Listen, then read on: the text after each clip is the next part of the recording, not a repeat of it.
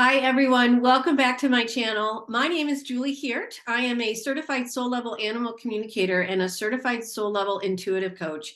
And I have a little bit of a cold, so ignore that part, please.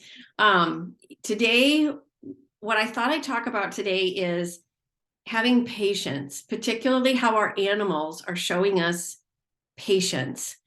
And we've had thunderstorms today. It's as I'm currently recording this, it's like it's almost 1:30 in the afternoon. We've been having thunderstorms since 4:30 in the morning, pretty much nonstop today. They just keep rolling through and rolling through and rolling through. And to give you a little background, so my dog Lukas he's from Alaska, and in Alaska we very rarely have thunderstorms. Well, Anchorage area, we very rarely have thunderstorms, and so he's not used to the loud booms and the way the earth can shake and all that type of stuff. Earthquakes, he's used to, still doesn't like those either. But thunderstorms, gunshots, which when we left Alaska, we lived in the UP of Michigan, and where we lived, we had a neighbor that would shoot rockets over our house frequently, and that unnerved him.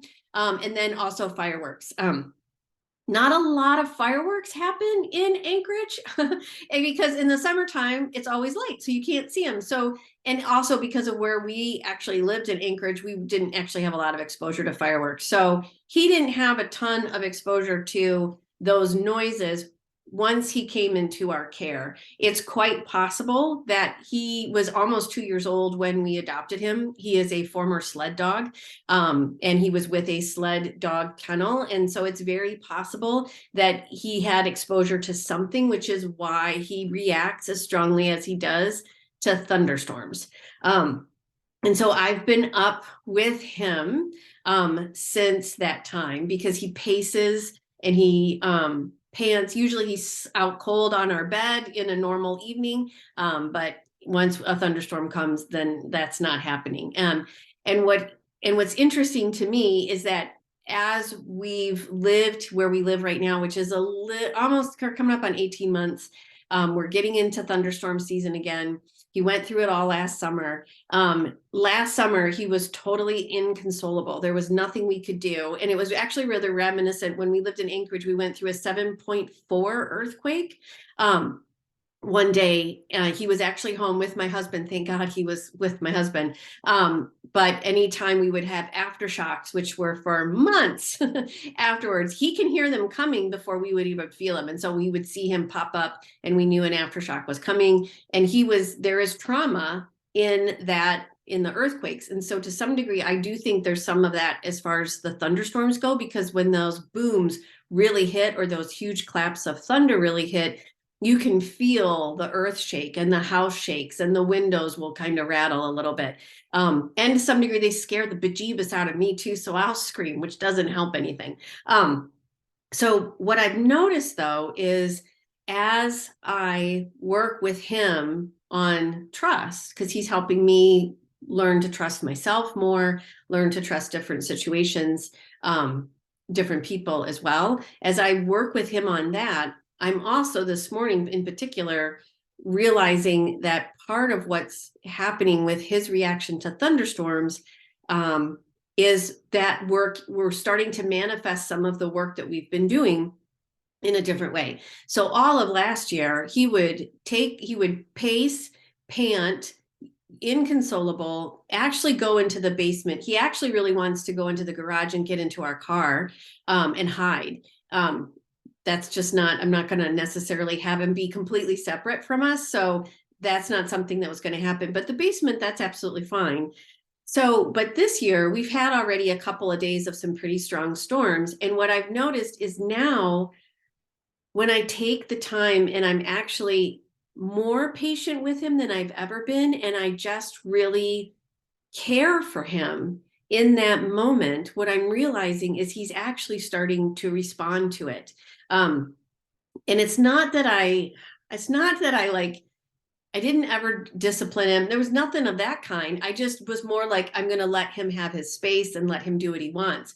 Now I'm just like, okay, I'm going to get up with you. And okay, I'm just going to lay on the couch. And if you want to join me, that's great. But I'm here in this space that he seems to like that part of the house better in a thunderstorm than our bedroom. So I'm just going to move over there and then we're just going to hang out here.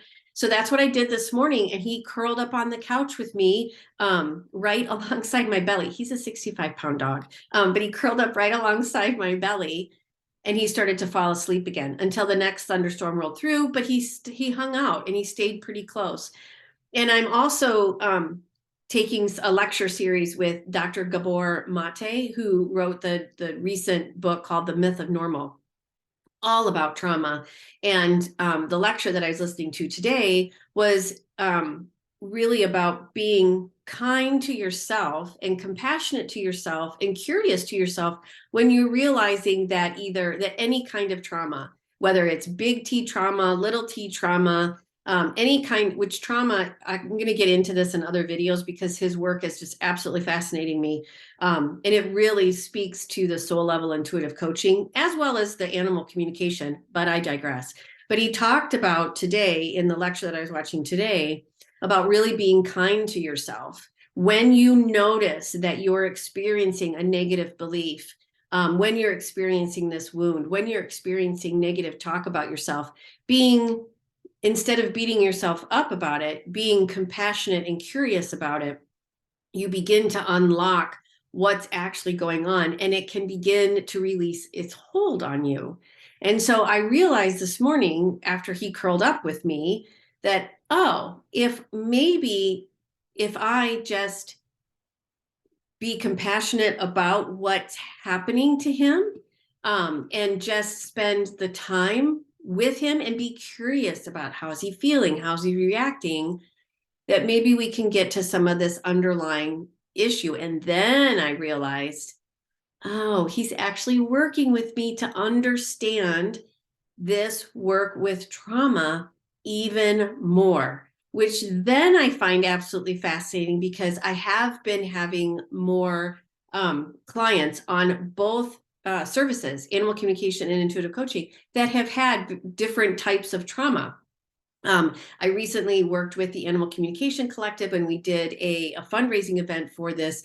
This group called the Animal Pad, and they had rescued at the time, over 100 doodles from a bad situation in Mexico. Come to find out, many of those doodles were pregnant. So they've actually ended up rescuing over 200 doodles, so many of them traumatized. And the people, we only read the people that have adopted the doodles, and the people that have adopted them are really working with these dogs to help release the trauma, who then are also helping the people with whatever's going on in their life. And it just keeps giving back.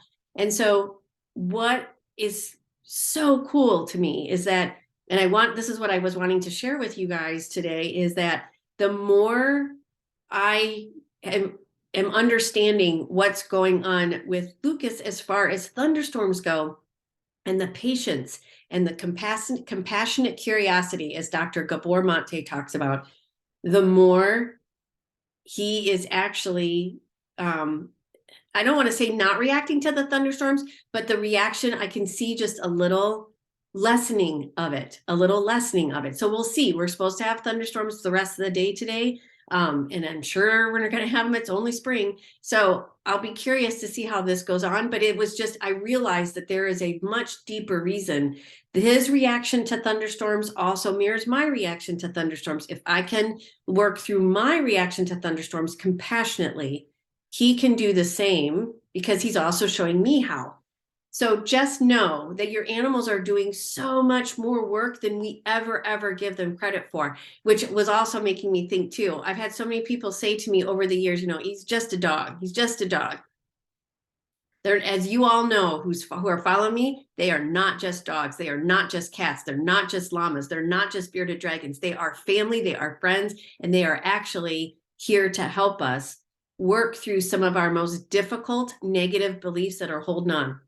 So this is just, to me, it was like another, what I thought was like, oh, he's afraid of thunderstorms. There's so much there, but there's so much to really work with and get to and understand and grow from for him and for me and for everybody else. So I wanted to share that with you. I thought it was just kind of it's to me it's revelatory, and it's at the very beginning of a lot of things that I think are coming as far as how animals really help us with our negative beliefs, with trauma, with how we need to grow and expand in as a human being, and as a species on Mother Earth. So I'd be so curious to hear how this information resonates with you, what experiences you're having with your animals.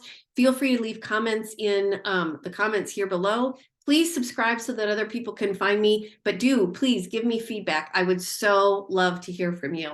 And I hope you have a wonderful thunderstorm free rest of your day. Take care.